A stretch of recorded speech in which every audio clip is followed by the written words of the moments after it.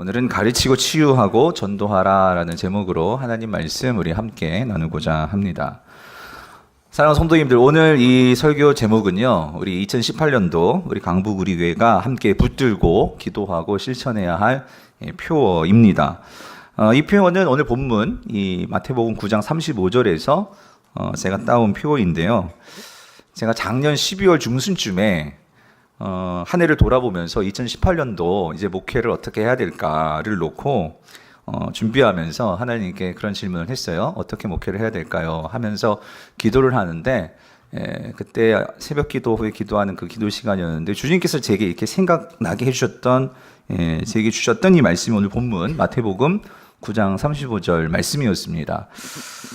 그 말씀과 더불어서 제게 주셨던 주님의 생각이 있었는데, 그것은 2018년도에는 그러니까 다른 어떤 복잡한 거 많이 하지 말고 새로운 거 하려 하지 말고, 그러니까 예수님께서 이 지상에서 사역하실 때 하셨던 그 사역에 관심을 갖고 그 예수님의 사역에 집중해서 사역하라라는 그런 생각을 저에게, 그런 감동을 주셨어요. 마음을 주셨어요.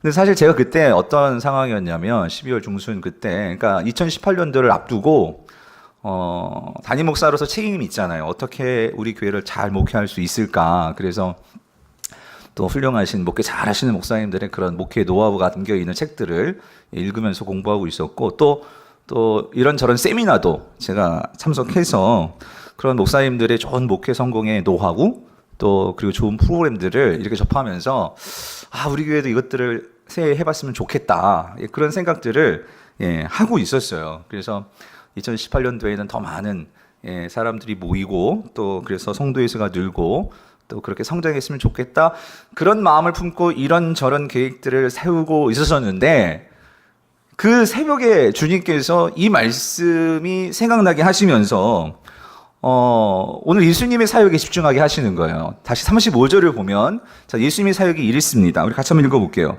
예수께서 모든 도시와 마을에 두루 다니사 그들의 회당에서 가르치시며 천국 복음을 전파하시며 모든 병과 모든 약한 것을 뭐예요? 고치시니라예요. 그러니까 예수님께서 이 땅에서 하셨던 사역은 세 가지로 압축해서 말할 수가 있는데, 그것은 가르치시고 전파하시고 뭐예요? 고치시는, 치유하시는 사역을 하셨다라는 거예요. 성도님들, 오늘 이 세 가지 사역에 있어서 예수님의 그 사역의 본질은 뭘까요? 그것은 예수님은 이 땅에서 그러니까 어떤 사람들을 막 끌어모으는 사역을 하신 게 아니더라고요. 그리고 예수님은 그렇게 사람들을 끌어모아가지고 막 헌금을 많이 거두어가지고 그런 사역을 하신 것도 아니고, 그래서 예수님은 그 많은 그 헌금을 가지고 막 건물을 크게 짓고 막 하늘 끝까지 올라가는 막 첨탑을 세우는 그런 사역에 관심이 있으신 게 아니더라는 거예요. 그러면 예수님은 어떤 사역에 관심이 있으셨느냐? 예수님은 모든 도시와 마을을 두루 다니시면서 누구를 만나요? 사람을 만나시는 거예요. 그리고 그 사람을 만나서 그들에게 하나님의 말씀을 가르치시고 천국 복음을 전파하시고, 그리고 그들의 병들과 약한 것들을 뭐 하시죠? 고치시는 거예요. 즉 예수님의 사역의 본질은 그거더라고요. 사람을 세우는 거예요. 한 사람 한 사람을 하나님의 백성으로 다시 온전하게 그들을 세워서 훈련시켜서 그들을 그리스도를 닮은 제자로 만드는 거, 이게 예수님 사역에 있어서 가장 큰 본질이더라는 거예요. 그래서 여러분, 예수님이요, 복음서를 보면 예수님이 기적을 많이 행하시죠. 그러니까 막 주변에 사람들이 막 쫓아다녔어요. 많은 무리들이 있었어요. 근데 그들은 예수님을 막 왕으로 세우려고 했거든요. 근데 예수님은 그것을 기뻐하지 않으시는 거예요. 그리고 예수님은 그 사람들이 그렇게 예수님을 왕으로 막 세우려고 하고 막 그러면 예수님은 그걸 피하세요.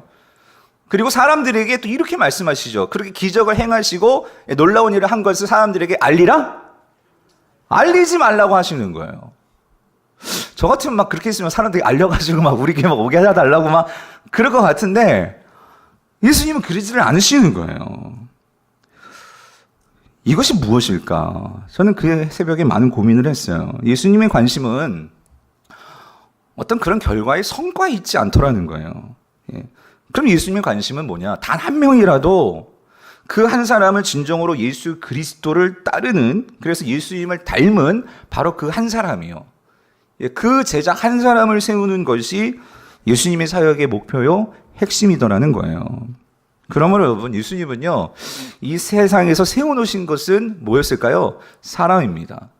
그리고 그 사람도 여기에 포커스를 맞추셨어요. 누구? 12명의 제자들이요.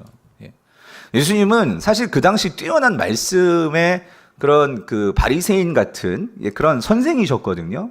근데 그 당시 유명한 바리새인들은요, 제자들이 많았어요. 그래서 그 제자들을 통해서 제자들이 늘어나면 뭘 했냐면 회당을 세웠어요. 회당을 세우고, 그리고 그런 많은 그런 자기를 따르는 제자들이 생기면 뭘 했냐면요, 어떤 학파를 만들었어요. 힐렐 학파, 가말리엘 학파 이런 것들이거든요.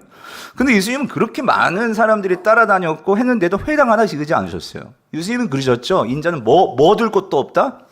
머리 들 곳도 없다. 그리고 예수님은 뭐 자기의 추종 세력들을 세워가지고 어떤 예수 학파 세우셨어요? 그런 것도 세우지 않으셨어요.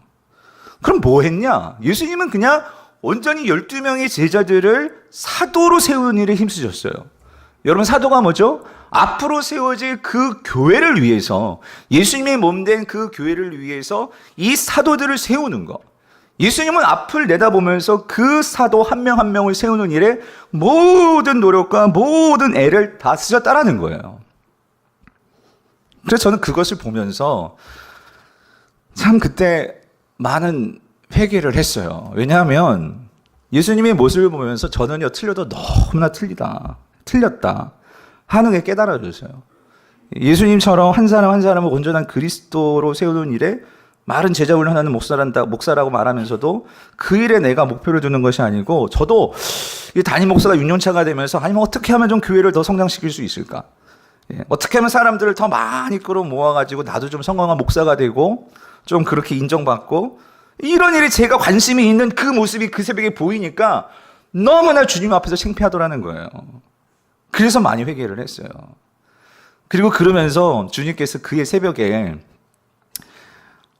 주보를 보게 하시는 거예요. 주보를. 여러분, 주보 다 있으시죠? 이 뒤편에 보시면 거기 보면 저희 교회 5대 비전이 있거든요.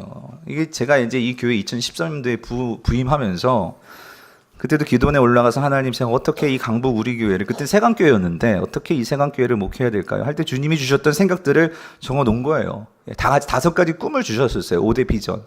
그게 뭐냐면, 첫 번째는 뭐죠? 예배에 감격이 있는 교회. 두 번째는 평신도를 사역자로 세우는 교회. 그리고 세 번째는 가정을 회복시키는 교회. 네 번째는 젊은이를 깨우는 교회. 다섯 번째는 세상을 변화시키는 교회예요. 이 꿈을 주셨었거든요. 그래서 지금도 잊혀지지 않아요. 첫 번째로 예배에 감격이 있는 교회. 저는 전에 있던 교회에서 참 예배의 감격을 많이 경험했어요. 그래서 그 예배의 감격이 우리 교회도 있었으면 좋겠다. 그래서 오자마자 제가 좀 예배 형식을 바꿨죠. 그 가운데 한 가지가 이 영광송을 부르는 거. 저는 그때 새해 첫 예배를 드리면서 그때 영광송을 불렀던 때가 잊혀지지가 않는데, 그때는 우리 성도님들도 처음 그 영광송이라는 것을 불러보시니까 그냥 다들 말똥말똥 등을 뜨시고, 그냥 가사만 이렇게 부르시면서 다 이렇게 우리가 꼭 이렇게 딱 좀 긴장된 모습으로 그렇게 찬양을 하시는 거예요. 근데 시간이 지나면서 지금 앞에서 여러분들이 영광송 부르시는 모습을 보면은요, 어떤 성도는 정말 두 손을 주님을 향해서 이렇게 벌리시고, 그리고 하나님께 정말 우리 마음과 정성에 그 영광을 돌리는 그런 모습으로 또 눈도 감으시고 그렇게 영광송을 부르세요.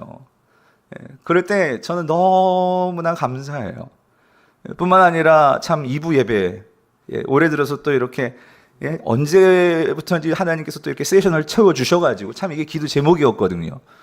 그래서 하나님을 정말 우리가 악기를 다 써서 그렇게 찬양할 수 있는 그런 예배, 뿐만 아니라 이 성도들이 정말 찬양의 감격이 있고, 또 주일 예배라고 우리가 통성기도 못할 거 아니잖아요. 말씀을 듣고 말씀의 은혜가 있으면 그것을 붙들고 소리내서 기도하고, 그런 예배가 지금 되고 있다는 게 너무나 감격스럽고 그것이 너무나 감사하더라는 거예요.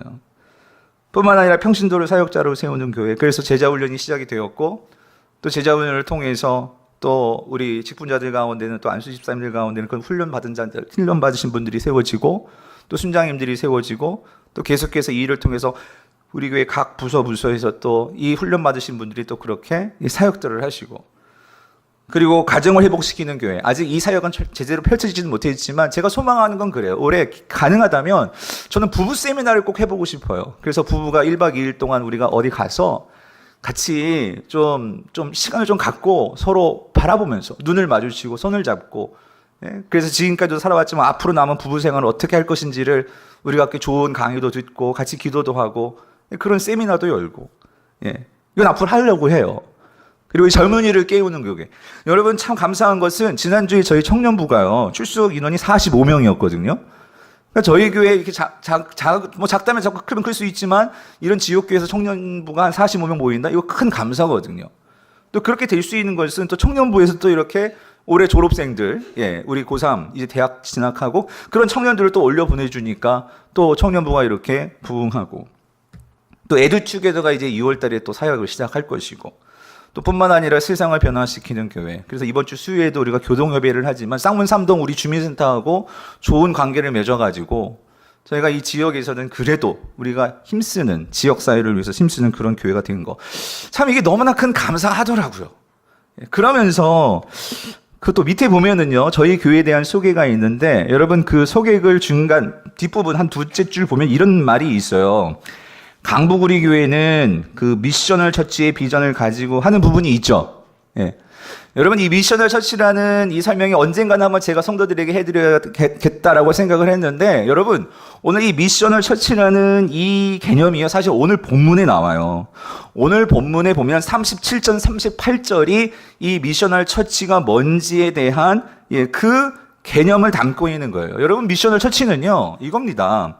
오늘 저와 여러분들은요, 하나님께서 우리를 성도로 불러주셨어요. 그래서 우리는 이 교회에 모여 있어요. 그런데 여러분 이거 꼭 기억하셔야 돼요. 하나님의 관심은 우리가 여기에 모여 있는 것만이 하나님의 목적이 아니라는 거예요. 하나님께서 아담과 하와를 에덴 동산에 창조하시고 그들에게 에덴 동산을 주셨죠. 그런데 하나님은 거기에서 먹고 살고 그냥 거기에 머무르는 것이 하나님의 목적이 아니었어요.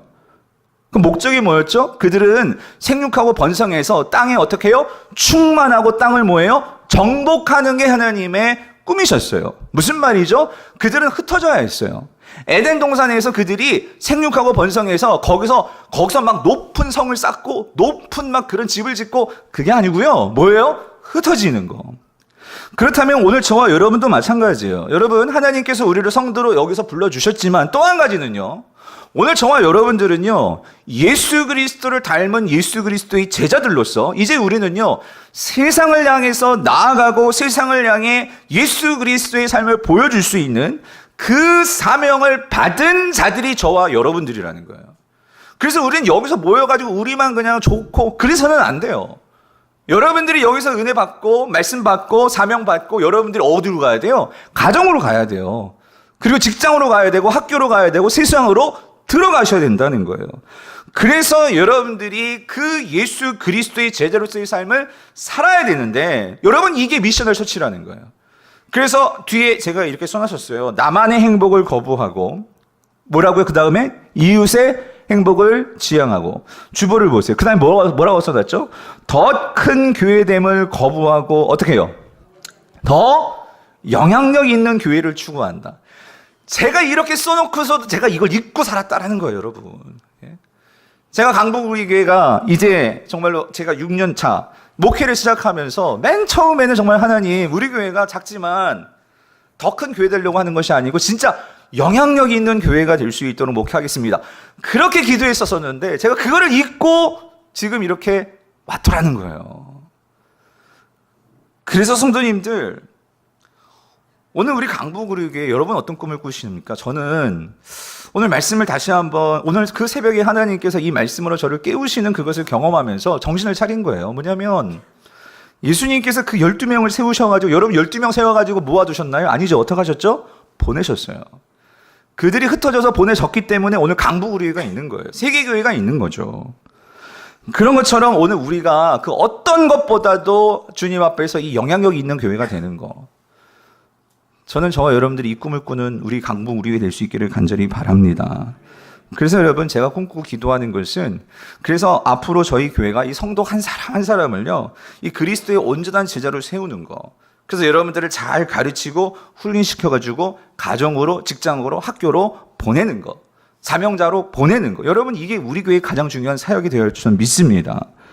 뿐만 아니라 이건 제가 기도하면서 꿈꾸는 건데요, 교회 공동체적으로는요, 제가 한 2년 전 특세 때 그때 한번 이렇게, 여러분은 모르겠어요. 농담 삼아 받으셨는지 모르겠지만, 그냥 하나님께서 그런 감동을 주셨어요. 뭐냐면, 그런 거예요. 저희 교회가 진짜 500명이 됐을 때, 한 100명의 성도님들이 자원하신다면 그 100명의 성도님들이 따로 분립 개척을 해서, 정말로 이 땅에 정말로 예수 그리스도를 잘 증거할 수 있는 그런 훈련되고 그런 건강한 그런 교회로 따로 그런 교회가 한 교회가 세워지는 거. 이런 소망이 생기는 거예요, 여러분. 근데 여러분 지난 주일에 저 1부, 2부, 3부 청년부 포함해서 출석한 성도님 그 통계를 보면 311명이에요. 그러니까 우리가 하자면 이제 얼마 안 남았거든요. 500만 되는 거. 그런데 물론 이게 뭐 제 마음대로 되는 건 아니에요. 당회를 통해서 승인을 받고 또 우리 공동의회를 거쳐서 이것이 정말로 성경적으로 여러분들이 정말로 동의하시고 함께 하신다면 우리가 기도하면서 이 일을 참 지금부터 기도하면서 준비했으면 좋겠다. 왜 그러냐면 여러분 이게 진정으로 하나님께서 바라시고 꿈꾸시는 일이기 때문이라는 거예요. 여러분 믿습니까? 오늘 본문이 그거를 말씀해 주시거든요. 여러분 37절 38절을 같이 한번 볼게요. 우리 같이 한번 읽어볼게요. 시작. 이에 제자들에게 이르시되 출수할 것은 많되 뭐가 적으니? 일꾼이 적다는 거예요. 지금 이때 종말의 때는요, 추수할 것이 너무나 많아요. 무슨 말이죠? 영혼의 추수요. 영혼 구원할 일이 너무나 많은데 주님 모시기에 뭐가 적어요? 일꾼이 적다는 거예요. 이 일을 위해 준비하고 할 수 있는 자들은 너무나 적다라는 거예요. 그래서 38절 뭐라고 말씀하시냐면, 그러므로 추수하는 주인에게 어떡하여? 청하여예요. 이거는 기도하라는 거예요. 여러분 이거요, 교회가 이렇게 분립해서 또 한 교회를 세우고 한다는 일이 쉬운 일은 아닙니다. 한 교회를 건축은 할 수는 있어도 다른 교회를 세워준다? 여러분 이건 저와 여러분 마음속에 하나님이 주시는 그 비전과 아버지의 마음이 없고서는요, 이건 되어질 수 있는 일이 아니라는 거예요. 그래서 주인에게 뭐 하라고요? 청하여, 기도하여, 뭐 하라고요? 추수할 일꾼들을 어떻게 해요? 보내주소서 하라 하신. 여러분 이거 말씀 잘 이해하셔야 돼요. 우리는 이 말씀을 우리 교회에 보내주소서라고 이해를 많이 해요. 여러분 절대 그렇지 않아요. 언어적으로 보더라도 이 말씀은 영어는 정확히 번역을 해요. send out이에요. 나가도록. 이 교회에서 나가서 흩어져서 그 일꾼의 사역을 할 수 있도록 예수님이 말씀하시는 거죠. 뭐 하라? 기도하라. 기도하라. 여러분 그럴 때 하나님께서 복을 주십니다. 그럴 때 하나님께서 그 교회를 축복해 주신다는 거예요. 여러분 누가 나가시겠어요? 여러분 이 시대에 누가 일을 하시겠냐고요? 저는 우리 교회 성도님들과 제가 이 일을 할 수 있게 되기를 간절히 바랍니다. 왜냐하면 여러분 이게요, 어떻게 보면 손해처럼 보일 수 있어요. 내 것을 떼줘야 되고 보내니까. 그런데 이게 성경이 말하는 가장 영광스러운 성도가 누릴 수 있는 일이라는 거예요. 여러분 바울이 이것을 알았거든요. 여러분 데살로니가전서 2장 19절 20절을 같이 한번 읽어볼게요. 우리 같이 읽어봅시다. 시작. 우리의 소망이나 기쁨이나 자랑의 면류관이 무엇이냐? 그가 강림하실 때 우리 주 예수 앞에 너희가 아니냐? 너희는 우리의 영광이요 기쁨이니라. 무슨 말이죠? 여러분 이거는요, 다시 오실 예수 그리스도 그 영원한 삶에 대한 소망이 없는 사람은요, 이 비전과 이 꿈을 갖지를 못합니다. 무슨 말이냐면 여러분 이겁니다. 예수님이 분명히 다시 오시거든요. 여러분 믿으십니까? 그 오시는 예수 그리스도 앞에서 우리가 자랑할 수 있는 일, 우리가 정말로 예수님께 마음껏 그 기쁨으로 막 자랑할 수 있는 일이 뭔지 아세요? 그것은요, 이 땅에서 내가 뭐 가지고 뭘 했고 막 우리가 교회를 막 크게 짓고 막 어떤 사업에 막 번창을 이루었고 쌓아놓고, 그건 아무런 자랑거리가 안 돼요. 왜죠? 그때까지 남아있지는 않아요. 그런데 주님이 오시는 그 순간까지 우리가 이 땅에서도 가져갈 수 있는 것이 있는데, 유일한 그게 뭘까요? 내가 영혼을 추수한 그 사람들이요. 바울이 말하는 거예요. 바로 너희들이 나에게 있어서 뭐예요? 영광이고 자랑이고, 그게 뭐다? 면류관이라는 거예요. 주님 앞에서 내가 유일하게 자랑할 수 있는 것은 바로 이 일이라는 거예요. 그래서 바울은 이를 위해서 목숨까지 다 바친 사람이죠. 사랑하는 성도님들, 여러분 예수님 앞에 서실 때 무엇을 자랑하고 싶으십니까? 무엇을 자랑할 수 있는 성도가 되기를 원하십니까? 여러분 우리가 이 일을 하기 위해서는요, 우리가 정말로 필요한 것인데, 그것은요, 예수가 누구신지를 우리가 분명히 알아야지만 우리는 이 자랑할 수 있는 일을 할 수 있다라는 거예요. 이게 무슨 말이냐면 여러분 보세요. 예수님이요. 마태복음에서는 예수님이 자신 스스로가 이렇게 자기를 소개하셨어요. 십자가에서 죽으시고 부활하시고 승천하시기 전에 예수님을 뭐라고 소개하시냐면, 자, 마태복음 28장 18절에 같이 한번 읽어볼게요. 시작. 예수께서 나와 말씀하여 이르시되 하늘과 땅의 모든 권세를 내게 주셨으니. 이게 무슨 말이냐면 지금 예수님은 누구시라는 거예요? 하늘과 땅의 모든 권세를 어떻게 해요? 가지고 계신 분이라는 거예요. 하늘과 땅의 모든 권세. 이게 무슨 말이냐면 오늘 예수님은 하늘과 땅의 모든 권세, 즉 이 모든 만물의 통치자시요 유일한 구원자시요 그리고 앞으로 오셔서 모든 것을 심판하실 그 심판주시라는 거예요. 그 주님이 여러분 뭐라고 명령을 하시느냐? 여러분 19절 20절이에요. 같이 읽어볼게요. 시작. 그러므로 너희는 가서 모든 민족을 제자로 삼아 아버지와 아들과 성령의 이름으로 세례를 베풀고 내가 너희에게 분부한 모든 것을 어떻게 해요? 가르쳐서 지키게 하라. 볼지어다 내가 세상 끝날까지 너희와 항상 함께 있으리라 하시니라요. 성도님들, 이 말씀은 명령이에요. 누구의 명령이죠? 그냥 예수님이 아니라 어떤 예수님? 하늘과 땅의 모든 권세를 가지신 분의 명령이라는 거예요. 그래서 여러분 교회는요, 이 말씀을 대위임 명령이라고 우리는 별명을 붙였어요. 이게 무슨 말이냐면 그 하늘과 땅의 권세를 가지신 분이 우리에게 사명을 위임해 주시는 거예요. 예, 우리가 감당해야 할 명령. 그래서 영어에는 Great Commission 해가지고 우리가 감당하고 해야 할 그 큰 명령을 우리가 받았다는 거예요. 그래서 예수님이 하신 그 가르치고 전파하고 치유를 한 그 사역을 이제 누가 해야 돼? 저와 여러분들이 하셔야 된다는 거예요.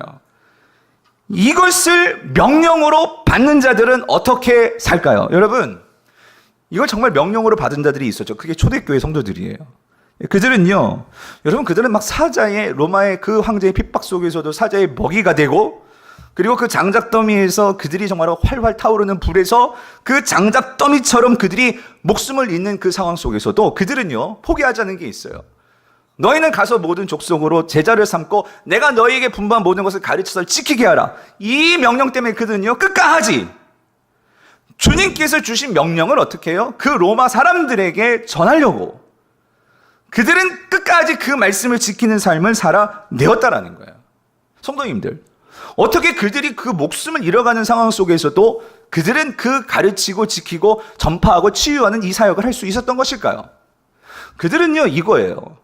그들은 지금 이 명령을 주시는 분을 오늘날 대부분의 성도들이 생각하는 것처럼 예수님을 단지 어떤 우리 인생에 우리가 정말 본받을 만한 어떤 그런 윤리적인 선생님, 어떤 윤리적인 멘토, 모델, 때로는 내가 정말로 이렇게 실망하고 실족했을 때 내 마음에 어떤 위로를 주는 어떤 그런 정신과 어떤 의사와 같은 그런 상담가 정도의 분으로 생각하지 않고 오늘 그 예수 그리스도가 우리에게 주시는 말씀과 이 명령을 누가 주신다고요? 하늘과 땅의 모든 권세를 가지신 분이 우리에게 주시는 명령이기 때문에 아무리 로마 황제가 뭐라 할지라도 여러분 그 로마 황제와 예수님은 비교할 바가 아니죠. 이거를 확신하고 이것을 믿으니까 그들의 삶은 분명히 다르더라는 거예요. 자, 그렇다면 여러분, 오늘 우리에게 있어서의 문제는 뭘까요? 오늘 저와 여러분들은 예수 그리스도를 주님이 주시는 명령을 어떻게 받고 있죠? 여러분, 예수 그리스도가 누구십니까? 여러분, 혹시 우리가 이 신앙생활을요, 혹시 이렇게 생각하고 있지는 않으세요? 예수님이 우리에게 전해주신 이 선포하신 이 복음을요, 그러니까 마치 우리가 죽어가지고 그 다음에 천국 가서 좀 우리가 누릴 수 있는 마치 여러분 생명보험처럼, 예? 매달 우리가 꼬박꼬박 생명보험 붙잖아요. 그것처럼 우리가 매주일 와가지고 그냥 한 번 예배를 드려가지고 우리가 나중에 죽으면, 그래서 여러분 생명보험 언제 타요? 예? 죽어야 타는 거잖아요. 예? 그러니까 교회도 우리가 이 복음의 능력도 현재에서는 나타나지 않고 그냥 죽어가지고 천국 가서 누릴 정도의 그런 복음으로 우리가 그렇게 여기면서 우리가 신앙생활하고 있지는 않냐고. 여러분 어떠세요? 그런데 여러분 분명한 것은 오늘 복음은요, 우리 죽음 이후의 삶뿐만 아니라 오늘 우리가 현재 누리는 나의 삶까지도 모두를 바꿀 수 있는 그 능력이 바로 복음입니다. 여러분 믿으십니까? 여러분 그것을 오늘 본문이 말해주고 있어요. 여러분 36절을 보세요. 36절 같이 읽어보겠습니다. 시작. 무리를 보시고 불쌍히 여기시니 이는 그들이 목자 없는 양같이 고생하며 기진함이라. 이건 무슨 말이냐면 여러분 이겁니다. 예수님은 생명의 복음을 가지고 하늘의 복음을 가지고 이 땅에 오셨어요. 이 복음은 이 땅에서부터 우리가 누릴 수 있는 능력을 가지고 있는 거예요. 근데 여기 이 무리는 뭐냐면요, 예수님을 따르지 않는 자들이에요. 근데 안타까운 건 뭐냐면요, 이 무리들은 예수님 주변에는 있었어요. 예수님이 기적도 행하고 예수님이 하시는 말씀도 들었어요. 근데 문제는 뭐냐면 이들은 자신의 삶을 예수님께 다 맡기지는 못해요. 그래가지고 그 예수님을 따르지는 못해요. 이들이 뭐냐면 그들이 바로 무리예요. 복음서에서는요, 무리하고 제자들을 구분합니다. 제자들은요, 자신의 삶을 예수님께 모든 것을 맡기는 사람들이에요. 그래서 예수님이 가는 곳으로 따라가는 자들이 제자들이에요. 그러나 무리는 예수님을 모르는 게 아니에요. 봤어요? 예수님을 알아요? 그렇지만 그들은 삶을 주님께 맡기지는 못해요. 따르지는 못해요. 그런데 이들의 삶은 어떠냐? 근데 문제는 이거예요. 그들이 인생을 살아가면서 무엇이 진리인지를 모르니까요, 참과 거짓을 분별을 못해요. 이렇게도 했다가 저렇게도 했다가 우왕좌왕하는 거예요. 그러면서 이들이 보여주는 삶은요, 인생에서요, 예수님 말씀하시죠, 목자가 없는 삶과 같다는 거예요. 예수님께서 이들의 삶을 보니까, 무리의 삶을 보니까요, 너무나 안타까운 거예요. 그들이 무너지고 넘어졌을 때 그들이 일어날 수 있는 힘도 없고, 이 세상에 그런 악한 그런 맹수들이 찾아오면 거기에 그냥 밥이 되어버리고, 그렇게 살아가는 모습을 주님이 보신 거예요. 그래서 이렇게 표현하신 거죠. 그들이 뭐와 같다고요? 양은 양인데 어떤 양? 목자, 어떤 양? 없는 양이에요. 목자 없는 양.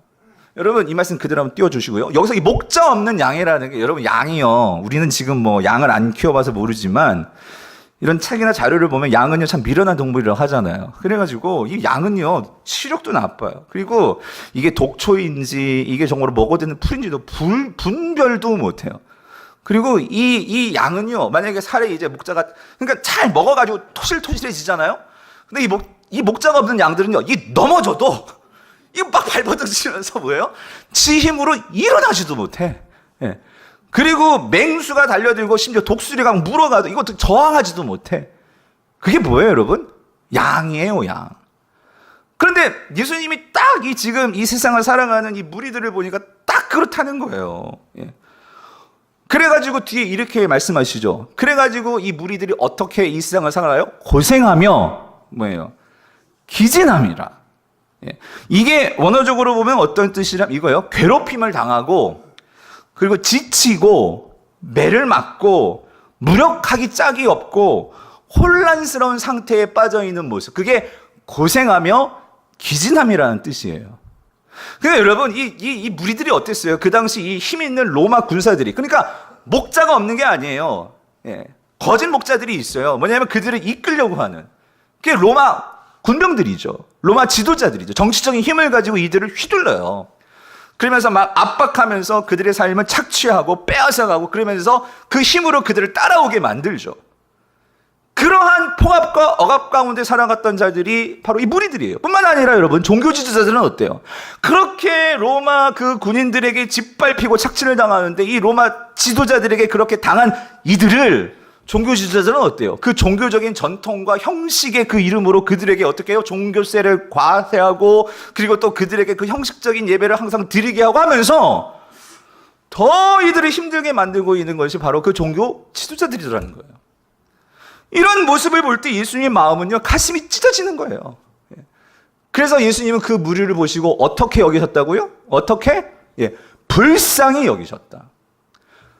오늘 여기 불쌍히 여기셨다. 여러분 36절이요. 이 불쌍히 여기시니, 이 단어가 여러분 그냥 이렇게 동정하셨다, 아유 안 됐다, 이게 아니고요. 이 원어로 이게 원어로 스플랑크 니조마이라는 동사인데, 이 스플랑크 니조마이는요, 창자가 뒤틀릴 정도로 아파하셨다는 거야. 여러분 창자가 이렇게 끊어진다는 거 있잖아요. 여러분 창자가 뒤틀려 보신 분 있으세요? 예전에 우리 신정생 집사님도 그런 게 있어요. 병원에 병문안 갔었는데 이게 꼬이는 거예요. 그 정도로 이게 꼬이면 엄청나게 아프다고 하시더라고요. 예? 주님이 그렇게 이 창자가 끊어질 정도로 그렇게 아파셨다는 거예요. 왜요? 너무나 안타까워서 이 무리들을 바라볼 때 그 목자가 없어서 여기에 치이고 저기에 치이고 그렇게 시달리는 모습을 바라볼 때 근데 성도님들 이게요 이 무리들이 솔직히 우리 성도들도 지금 이 세상을 살아가면서 그렇지 않습니까? 여러분 세상에서 우리가 얼마나 괴롭힘을 당하냐고요. 뿐만 아니라 우리가 얼마나 이 세상에서 여기에 치이고 저기에 치이고 매를 맞고 근데 문제는 뭐예요? 무력하기 짝이 없어요. 그것들을 어떻게 이겨낼 수도 모르겠고 항상 이렇게 뭔가 이렇게 어둠 속에 그냥 막 혼돈 가운데 있는 것 같은 혹시 그런 모습들이 우리 성도들의 삶의 모습은 아니냐고요. 주님은요 그것이 너무나 고통스러우셨대요. 하나님의 백성들이 그렇게 사랑한다는 것 자체가 너무나 가슴 아프셨던 거예요. 그래서 여러분 예수님이 결정을 하신 거예요. 무슨 결정을 하셨죠? 누가 목자가 되느냐? 누가 목자가 돼요? 내가 목자가 돼야겠다.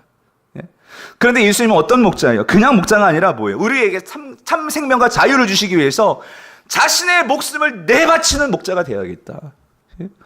예수님은 그 목자가 되셨다라는 거예요. 그래서 여러분 예수님께서 말씀하시죠. 여러분 요한복음 10장 11절 12절 같이 한번 읽어보죠. 시작. 나는 선한 목자라. 선한 목자는 양들을 위하여 목숨을 버리거니와 싹구는 목자가 아니요 양도 제 양이 아니라 이리가 오는 것을 보면 양을 버리고 달아나나니 이리가 양을 물고 가고 또 해치느니라. 성도님들 제가 이 말씀을 보면서 한 가지 깨달았어요. 여러분 진짜 목자와 가짜 목자 차이가 뭔지 아세요? 여러분 가짜 목자도요 보기에는 진짜 목자처럼 행세를 해요. 했는데 진짜 목자와 가짜 목자의 차이가 뭐죠? 그것은 가짜 목자는요 결정적인 순간에 내가 목숨을 잃을 수 있는 결정적인 순간에 어떻게 하죠? 도망가요. 그런데 진짜 목자는 그런 결정적인 위기의 순간에 어떻게 하죠? 도망가요? 아니요. 양과 함께 한다는 거예요. 이걸 보면서 참 많이 저는 담임 목사로서 많은 생각을 했어요, 여러분. 정말 난 이럴 수 있을까? 근데 여러분 그게 진짜 목자라는 거예요. 그런데 여러분 중요한 건 이거죠. 예수님이 그 목자셨다는 거예요. 예수님이. 세상 사람들은 다 나를 도망가고 나를 비난하고 내가 부족해요. 가진 것이 없어요. 배운 것도 없고 내가 실패했어요. 그래서 부모도 나를 버릴 수 있어요. 아내도 나를 버릴 수 있고 자식도 나를 버릴 수 있어요. 그런데 그럼에도 불구하고 나를 떠나지 않고 함께 하시겠다고 말씀하시는 분. 아니 함께 하셨고 그것을 그 십자가에서 자신의 목숨을 바치시면까지 보여주신 분이 누구시라는 거예요? 예수 그리스도시라는 거예요. 뿐만 아니라 그분은 약속하셨죠. 내가 너희를 결코 고아로 두지 않을 거야. 그래서 내가 영원토록 너희와 함께 할 거야. 이 약속 지키시기 위해서 승천하셔서 우리에게 뭘 보내주셨어요? 성령을 보내주셨다는 거예요. 성령이 우리와 함께 하도록 예수님은 그 약속을 지키셨다는 거예요. 그래서 예수님은요 우리를 가족으로 맞아주시고 그런 내가 하나님과 함께 할 수 있도록 해주시고 그 영원토록 우리와 함께 하시는 분 그분이 누구세요? 우리의 선한 목자 예수 그리스도시라는 거예요. 여러분 한 번은 이 바리새인들이 따졌어요. 제자들에게 찾아와서 따지는 거예요. 아니 왜 너희 선생은 아니 맨날 왜 그렇게 죄인들하고 같이 먹고 마시고 함께 하냐는 거예요. 그 세리들 창녀들 아니 왜 이 유대 사회가 그렇게 죄인이라고 낙에단 그 사람들하고 왜 그렇게 같이 자꾸 밥 먹고 왜 그러냐 따졌어요. 그랬더니 예수님께서 뭐라고 말씀하시죠? 마태복음 9장 12절 13절 오늘 본문 가운데 있는 9장에 있는 말씀 같이 읽어보죠. 시작. 예수께서 들으시고 이르시되 건강한 자에게는 의사가 쓸데없고 병든 자에게래야 쓸데 있느니라. 너희는 가서 내가 긍휼을 원하고 제사를 원하지 아니하노라 하신 뜻이 무엇인지 뭐하라? 배우라. 나는 의인을 부르러 온 것이 아니요 죄인을 부르러 왔노라 하시니라. 이게 무슨 말이냐면 너희는 가서 내가 긍휼을 원하고 제사를 원하지 아니하노라 하신 뜻이 무엇인지 배우라. 이게 호세아 말씀이거든요. 6장의 말씀. 아니 바리새인들이 하나님 말씀 모르나요? 아는데 똑똑히 좀 배우라는 거예요. 하나님이 뭘 원하시는지를 좀 제대로 좀 알고 살라는 거예요, 여러분. 하나님은요 그 잃어버린 자들을 부르러 나를 보내셨고 하나님은요 그거를 원하신다는 거예요. 예수님은 이 땅에 오신 바로 그 긍휼의 목자시라는 거예요. 잃어버린 양들을 찾아서 그들을 치유하고 그들의 하나님의 자녀가 될 수 있도록 이 일을 하시도록 하나님이 보내신 이 시대의 진정한 목자시라는 거예요. 그러므로 이 목자와 함께하지 아니하면 우리는 구원이 없죠. 우리에겐 소망이 없는 거죠. 우리는 여전히 방황하면서 인생을 살아가게 되는 거죠. 그런데 여러분 한번 보세요. 우리 주변을 한번 보세요. 이 목자 없이 살아가는 그런 사람들의 모습. 여러분, 저와 여러분들이 목자가 있는 인생이에요. 여러분 믿으십니까? 우리는 정말 축복받은 사람들이에요. 그런데 이 세상은요, 목자가 없는 인생들이 너무나 많아요. 그러다 보니까 그들은 항상 뭘 쫓죠? 목자를 쫓는데 그 목자라는 것이 세상에 있는 목자들. 그러니까 그들은요, 자세히 보면은요, 참 이렇게 허무한 것들을 결국은 쫓아가면서 사는 거예요. 목자인 줄 알고. 그리고 헛된 만족을 누리고자 애쓰다가 결국은 어떻게 해요? 오늘 본문처럼 기진하고 고난을 받고 쓰러지고 낭패하는 거예요. 일어서지를 못해요. 목자 없는 양이니까. 아마 여러분 여기 남자분들은 뭐 요즘 여름 한참 이 신문에서 떠드는 게 뭐냐면 이 가상화폐 다 들어보셨을 거예요. 특별히 가상화폐 중에 이 비트코인. 혹시 여러분들 중에서 투자하신 분이 계신지 모르겠는데 여러분 제가 뭐 투자를 하세요 마세요. 저는 목사기 때문에 그런 걸 말씀드릴 수는 없어요. 근데 여러분 제가 그걸 보면서 가슴 아프고 좀 염려가 되고 불쌍히 여기는 것은 요즘 20, 30대가 완전 이 가상화폐에 목숨을 걸고 완전 투자 광풍이 불었대요. 근데 여러분 이게 뭐냐면은요.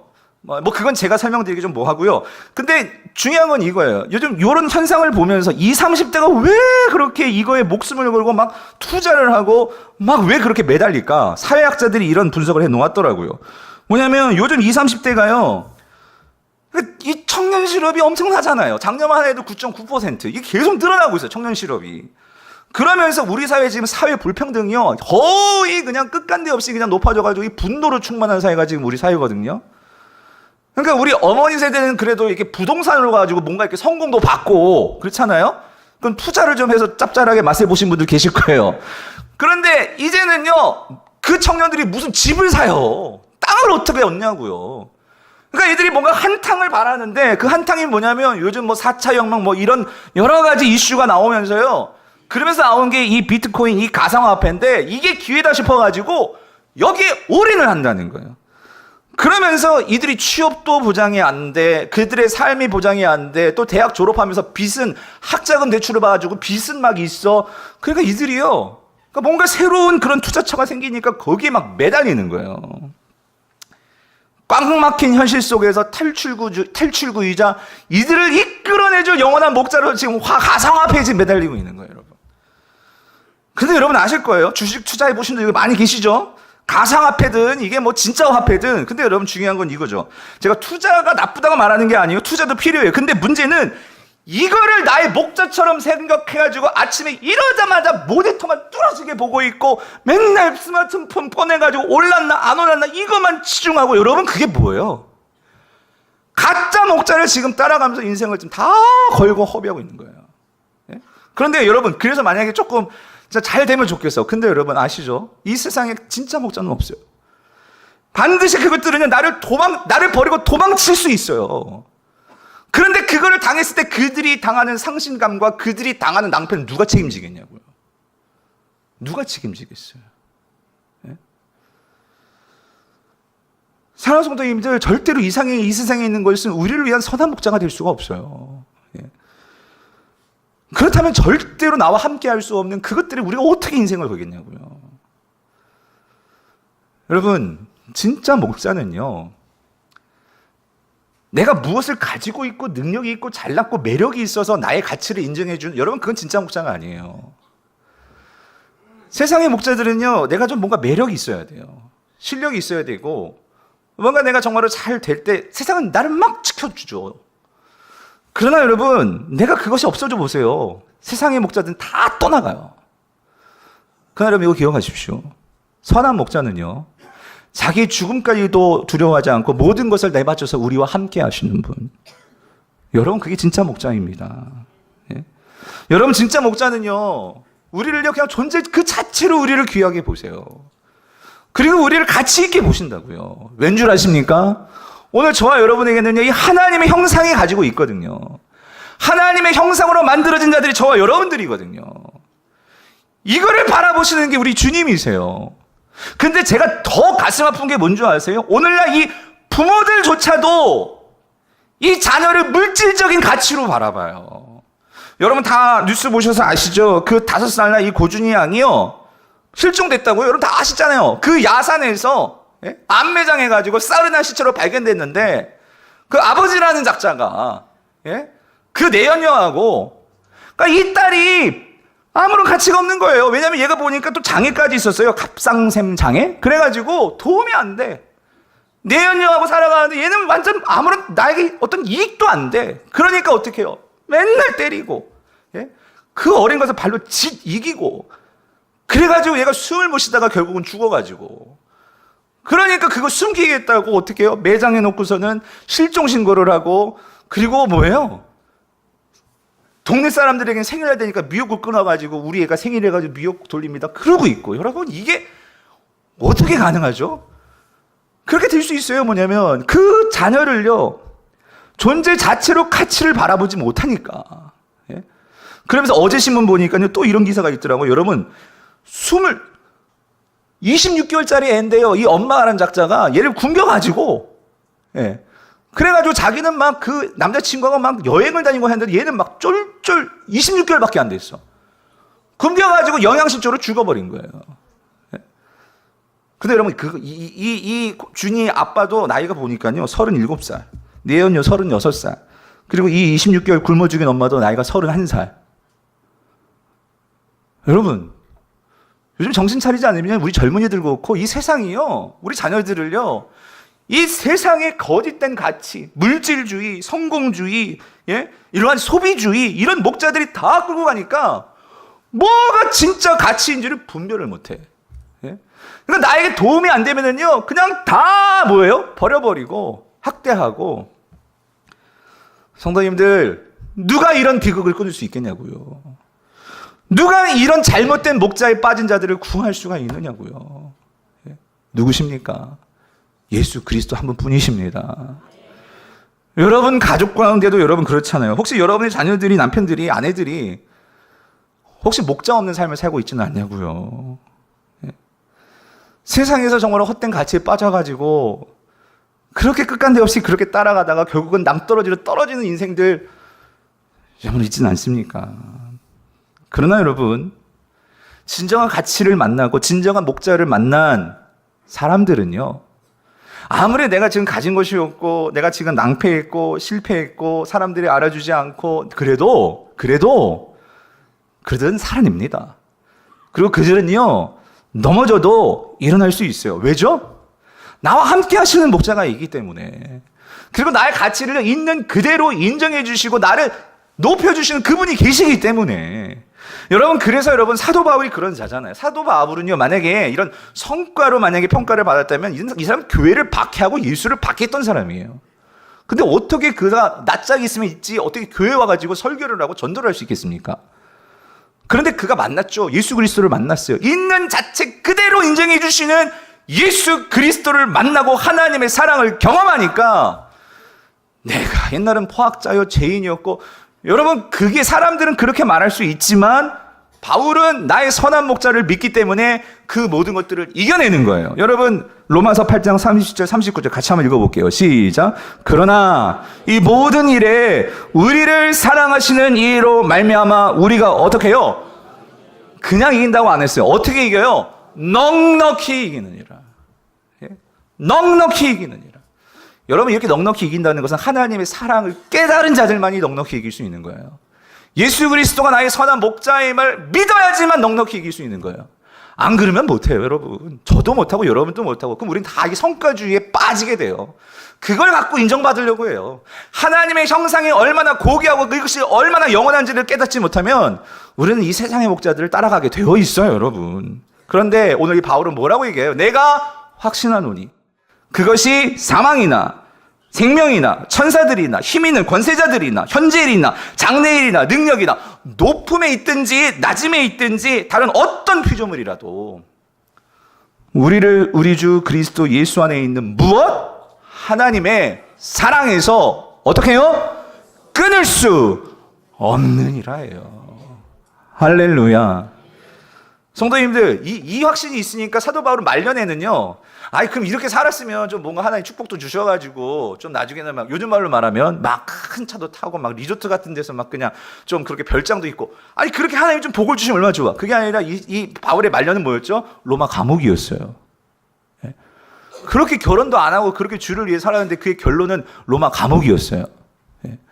그런데 그 로마 감옥에서 그렇게 모든 몸이 결박되어 있는 상황에서도 근데 바울이 뭐라고 고백을 하느냐? 빌립보서 4장 12절 13절 같이 읽어보죠. 시작. 나는 비천에 처할 줄도 알고 풍부에 처할 줄도 알아.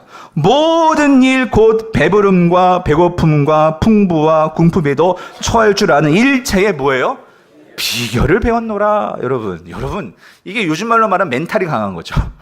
세상 말로 말하면 만약에 우리 애들이 이렇게 멘탈이 강하면 왕따 그거 무서워하지 않을 거예요. 그렇죠? 예, 이제 새 학기가 되면 제가 청소년 할 때 항상 기도 제목이 이거예요. 왕따 때문에. 왜냐면 반이 바뀌고 학교가 바뀌면 반드시 그 문제가 나와요. 그런데 여러분 뭐 왕따가 아니라 우리 어른들도 마찬가지죠. 우리가 새로운 환경, 새로운 어떤 그런 시작을 할 때에 이게 잘 되면 좋은데 우리가 쫄딱 망할 수가 있어요. 비천에 처할 줄도 알고. 근데 또 살다 보면 인생에 막 그냥 대박 나가지고 풍부에 처할 수도 있어요. 근데 우리는 거기에 왔다 갔다 하면서 천국과 지옥을 왔다 갔다 하면서 우리가 만약에 그게 여러분 죄송해요. 옛날에 누가 미친 전 널뛰듯이 예? 인생이 만약에 그러면 이게 얼마나 불안하고 얼마나 그 삶이 예? 행복하겠어요, 여러분. 근데 오늘 사도 바울은 뭐라고 얘기를 하냐면 그거 상관없다는 거예요. 예. 그게 뭐예요? 내게 능력 주시는 자 안에서 나는요 어떻게 해요? 모든 것을 할 수 있느니라예요. 할렐루야. 여러분 이게 슈퍼맨 된다는 얘기가 아니에요. 어떤 상황이든지 그게 나의 마음을요, 내 마음에 있는 평안을 빼앗아가지 못한다는 거예요. 왜죠? 난 뭐가 있어? 선한 목자가 있으니까. 난 그분만 따라가면 되니까. 여러분 이것만큼 심플하고 이것만큼 정말로 편한 삶이 어디 있겠어요? 예? 사랑하는 성도님들, 우리가 믿고 따를 그 목자는 보통 목자가 아니죠. 어떤 목자였어요? 하늘과 땅에 모든 권세를 가지신 분이세요. 그래서 여러분 오늘 우리 교회 이 표현은요. 그래서 예수님께서 이걸 말씀하시는 거예요. 오늘 35절. 우리가 이 목자에 대한 확신과 믿음을 가지려면은요. 예수님이 그래서 이 사역을 하시는 거예요. 예수께서 모든 도시와 마을에 두루 다니사 그들의 회당에서 뭐예요? 가르치시는 거예요. 내가 누구인지. 예? 하나님이 누구신지. 예. 우리가 똑바로 알지 못하면 우리는 가짜 목자를 쫓아가게 되어 있어요. 그래서 가르치시는 거예요.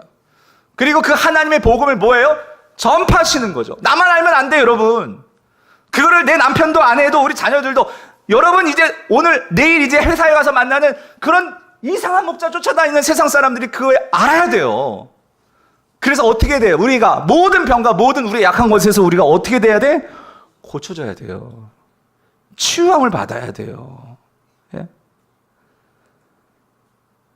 다음 주부터는 이거 하나씩 이제 살펴볼까요? 가르치는 거에 대해서, 전파하는 거에 대해서, 그리고 우리가 치유함 받는 거에 대해서 말씀을 나눌 거예요. 말씀을 맺겠습니다. 사랑하는 성도님들, 하나님 앞에서 우리의 가치는요, 여러분 기억하세요. 우리의 성과로 평가되는 것이 아니에요. 하나님 앞에서 주님께서 간절히 바라시는 진정한 가치는 우리가 얼마나 하나님께 가까이 있느냐, 예? 내가 얼마나 주님과 함께하고 있느냐. 여러분 이게 가장 큰 가치예요. 주님은 이거 주려고 목숨까지 다 바치셔가지고 오늘 우리에게 목자로 오신 분이세요. 바라기는 그 예수 그리스도를 따르셔서 오늘 그 하나님께 더 가까이 나가셔서 오늘 인생의 진정한 가치를 깨닫고 우리 삶 속에서 그 예수 그리스도 안에서 모든 것을 할 수 있는 저 여러분 될 수 있기를 여러분 간절히 바랍니다. 오늘 말씀을 생각하시면서 우리 찬양하고 기도합시다. 우리 수많은 무리들이 줄지어 그분을 보기 위해 따르네. 평범한 목수이신 그분 앞에 우리가 정말로 모든 것 다 꿇어 경배하며 주님을 만날 수 있기를 바랍니다. 우리 함께 찬양하시겠습니다.